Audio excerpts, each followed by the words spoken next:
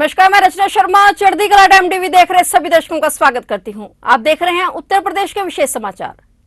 ज्ञानवापी मामले को लेकर आज कोर्ट में सुनवाई की गई, जिसमें हिंदू पक्षवादी ने अदालत से हिंदू भक्तों को ज्ञानवापी मस्जिद में प्रवेश करने और मस्जिद के अंदर प्रार्थना करने की अनुमति देने के लिए अंतरिम राहत देने का आग्रह किया है। विश्व वैदिक सनातन संघ के प्रमुख जितेंद्र सिंह बिसेन की पत्नी किरण सिंह की याचिका पर आज फास्ट ट्रैक कोर्ट में सुनवाई हुई। वादी पक्ष के वकील शिवम गौड़ कोर्ट के सामने दलील पेश की और प्रतिवादी पक्ष के वकील अभयनाथ यादव ने अदालत से आग्रह किया कि वाद की कॉपी प्रतिवादी को दी जाए, ताकि इसको लेकर अदालत में 4 बजे ऑर्डर कॉपी देने की बात भी कही गई, जिसमें प्रतिवादी अपनी आपत्ति दाखिल कर सके और कुछ देर में सामने आएगा कि अगली तारीख कब तय हुई है।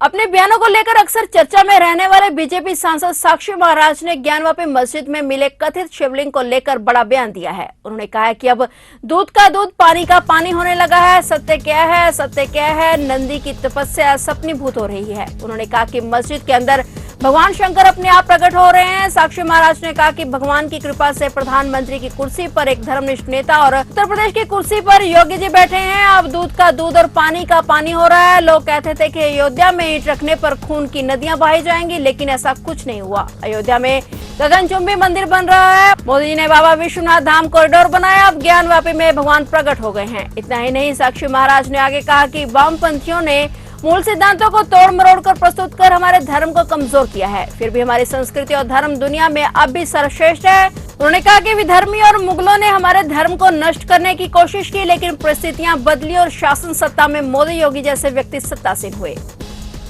उत्तर प्रदेश के मुख्यमंत्री योगी आदित्यनाथ ने रविवार को सूफी संत कबीरदास की साधना स्थली मगहर में राष्ट्रपति रामनाथ कोविंद के 5 जून को कार्यक्रम की तैयारियों का जायजा लिया। उन्होंने कबीर चौरा परिसर का निरीक्षण करते हुए अधिकारियों को समय रहते सभी काम पूरे किए जाने के निर्देश दिए। उन्होंने संत कबीर की समाधि स्थल पर जाकर श्रद्धा सुमन भी अर्पित किए और बाद में राष्ट्रपति के यहाँ आने को लेकर हो रही तैयारियों की जानकारी ली। सीएम योगी ने कहा कि संत कबीर नगर में राष्ट्रपति का आगमन बहुत महत्वपूर्ण और सौभाग्य की बात है। उनके कार्यक्रम को लेकर किसी भी स्तर पर चूक नहीं होनी चाहिए। हमें राष्ट्रपति की भव्य अगवानी करनी है। योगी ने कहा कि समय सीमा के भीतर कार्य को पूरा कर लिया जाए, सुरक्षा की विशेष व्यवस्था की जाए, जरूरत पड़ने पर रूट डायवर्जन किया जाए, कार्यक्रम में आने वाले लोगों को किसी भी प्रकार की कोई परेशानी ना हो। उन्होंने निर्देश प्रदान करते हुए कहा कि राष्ट्रपति के तय कार्यक्रम के तहत व्यवस्था पूरी कर ली जाए। राष्ट्रपति 5 जून को संत कबीर के समाधि स्थल मगहर आएंगे और समाधि पर माथा टेकने के साथ ही यहाँ वह पर संत कबीर अकादमी व शोध संस्थान और विभिन्न विकास कार्यों का लोकार्पण करेंगे। आधिकारिक सूत्रों ने बताया कि योगी सरकार संत कबीर की साधना स्थली को महत्वपूर्ण पर्यटन केंद्र के रूप में विकसित कर रही है। प्रधानमंत्री नरेंद्र मोदी ने कोरोना काल में बेसहारा हुए बच्चों को आज सोमवार सुबह पीएम केयर्स योजना से लाभान्वित किया। पीएम मोदी के कार्यक्रम में मुख्यमंत्री योगी आदित्यनाथ गोरखनाथ मंदिर से वर्चुअल जुड़े और उनके साथ पीएम केयर्स योजना में पात्र गोरखपुर के 11 बच्चों में से 18 वर्ष की उम्र पूर्ण कर चुके पात्र भी मौजूद रहे, जबकि अन्य पात्र बच्चों को दूसरे कमरे में बिठाकर पीएम का संबोधन सुनाया गया। सीएम योगी ने पीएम मोदी का पूरे कार्यक्रम को देखा और तन्मयता से उनका संबोधन सुनने के बाद कोरोना काल में बेसहारा हुए बच्चों से मुलाकात की और उन्हें उपहार प्रदान किया।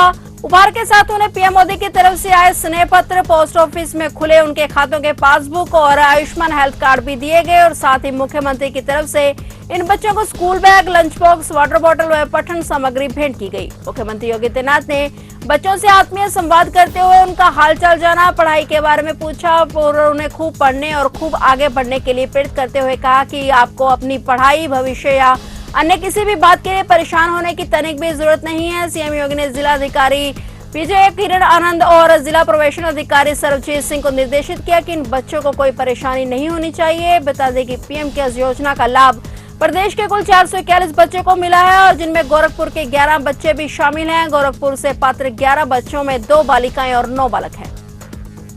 राष्ट्रीय लोकदल के अध्यक्ष जयंत चौधरी ने आज सोमवार को राज्यसभा चुनाव के लिए समाजवादी पार्टी और रालोद के संयुक्त उम्मीदवार के तौर पर नामांकन दाखिल किया। इस दौरान सपा प्रमुख अखिलेश यादव भी उनके साथ मौजूद रहे। अखिलेश ने इससे पहले संवाददाताओं से बातचीत में कहा कि जयंत चौधरी राज्यसभा चुनाव में सपा रालोद गठबंधन के संयुक्त प्रत्याशी हैं। मैं उन्हें बधाई देता हूँ। इस दौरान जयंत ने संवाददाताओं से कहा कि सपा अध्यक्ष ने बहुत बड़ा सम्मान दिया है और इसके लिए उनका आभार जताता हूं। उन्होंने कहा कि मेरी पूरी कोशिश रहेगी कि विकास से जुड़े जो भी मुद्दे हैं उन्हें राज्यसभा में सक्रियता से उठाऊं। कहीं भी कोई अत्याचार होता है तो वह मुद्दा भी उठाया जाएगा। इनके अलावा जो हमारे साझा मुद्दे हैं उन पर भी चर्चा की जाएगी। रालोद प्रमुख ने कहा कि सपा के साथ उनका गठबंधन मजबूत है और आगे भी मजबूत रहेगा। रालोद ने उत्तर प्रदेश का पिछला विधानसभा चुनाव सपा के साथ गठबंधन करके लड़ा था। राज्य विधानसभा में सपा के 111 और उनके सहयोगी दलों रालोद के 8 और सुहेलदेव भारतीय समाज पार्टी के 6 विधायक हैं। इससे गठबंधन के पास कुल 125 विधायक और वे राज्यसभा चुनाव में 3 उम्मीदवारों को आसानी से जिता सकते हैं। सपा उम्मीदवार जावेद अली और पार्टी समर्थित निर्दलीय उम्मीदवार कपिल सिब्बल पहले ही राज्यसभा चुनाव के लिए नामांकन दाखिल कर चुके हैं। गौरतलब है कि उत्तर प्रदेश की 11 राज्यसभा सीटों के लिए हो रहे चुनाव में नामांकन दाखिल करने की आखिरी तारीख 31 मई है।